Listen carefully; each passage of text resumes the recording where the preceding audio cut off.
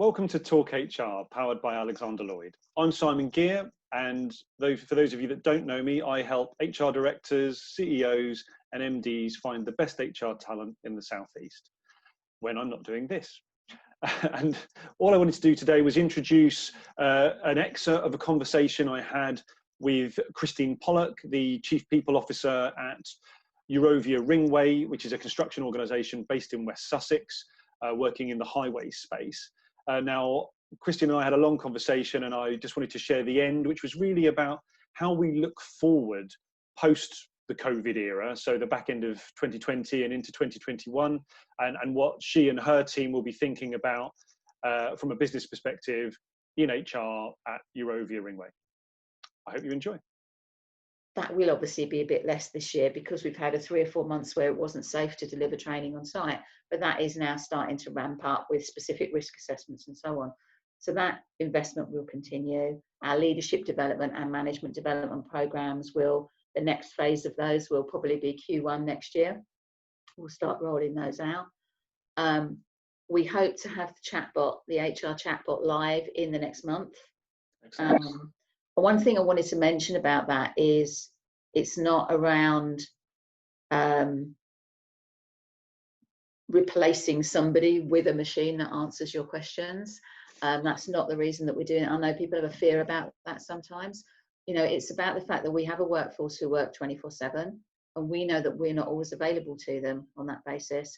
So if there is a little gadget on their phone where if they've got a basic question around, well, how do I book training? Who do I talk to if I'm off sick? How do I contact the employee assistance program? You know, these kinds of everyday things. They can get their answer very quickly without having to rely on asking somebody to ask someone to find out the answer. Yeah. So that's the reason why we're bringing that in. We are, digitising personnel files. We're buried in papers, got to be honest. I'm sure there's a huge comfort in having that physical piece of paper in your hand. But gradually we will be moving forward to bring all of that together. It's more secure, and keeping it in one place obviously is better. We're going to be moving to new HR systems that are driven by our shareholder in about 18 months' time. So that will all start to tie together in terms of the digital files, the chatbot and so on. That will all start to bring it together into a more self-service type style for employees, access to information and so on. So there's a lot going on around that. We are hoping to now step forward again and reinvigorate some of our work around diversity, working with people like the Shore Trust who help find employment for people that have been previously disadvantaged, working with Building Heroes who design programs for military veterans to get them upskilled and trained and into construction and into highways and other industries. So there's a lot of work that we'd started but had kind of tailed off a little bit because quite rightly we had other priorities with the existing workforce, and we're hoping to now kind of bring those up and start moving forward with those. I kind of want to make sure that we don't have too many initiatives in the next 6 months. I'd rather that we focus on the important ones and deliver those for the business. And then once we're into maybe end of Q1 next year to go, okay, what's the world looking like? What do we need to do now? What are the next steps from there?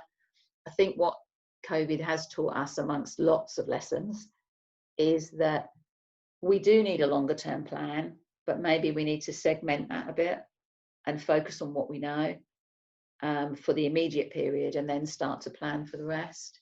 I think that's one of the, I suppose, the uncomfortable things to a certain extent about COVID was that, particularly when you work in a specialist profession like HR or law or other things, you kind of become used to being the person who's got the answer. You know, the managers come to you and go, this is my problem, okay, here's your solution, or you could try this, or you could try that. And it was quite unsettling with COVID to be, actually, I think we could do this, but it's not tried and tested. And the real answer is we don't know. And I think in our profession, sometimes we have to accept it's actually okay to say we don't know, but we'll go and look into it and we'll see what we can find and we'll bring you a suggestion. but it won't necessarily be the perfect answer or the perfect solution. It's a really good point. I mean, the whole thing has been a guru-free zone. We've seen that from government, haven't we, right through to our working lives. And I think maybe people will be far more, the expectations will drop a little in a healthy way, as to, you know, and maybe work in a more collaborative way towards solutions, rather than, you know, you are HR, do I do A or B? You know, it's, as you say, in many cases, HR is quite binary, and the employment law is there to protect people and organisations. But there are, as we were just talking earlier about ways of working going forward, it may not be that black and white. It may be, you know, one rule suits one person, one rule suits another, and that's okay if it works well for everyone. But it sounds like you had a lot of plans in place. That's brilliant. Yeah, we had plans in place about what we wanted to do before the pandemic hit. Yes, some of those we've had to slow down. We haven't dropped anything, but certainly things have quite rightly taken a back seat to our employees' health and safety and their concerns. And obviously we're hoping we can now start to pick some of those up again. But I guess we've just had to accept that we've had to be a little bit maybe less ambitious about what we want to achieve this year than in any other year, because we have to balance those needs.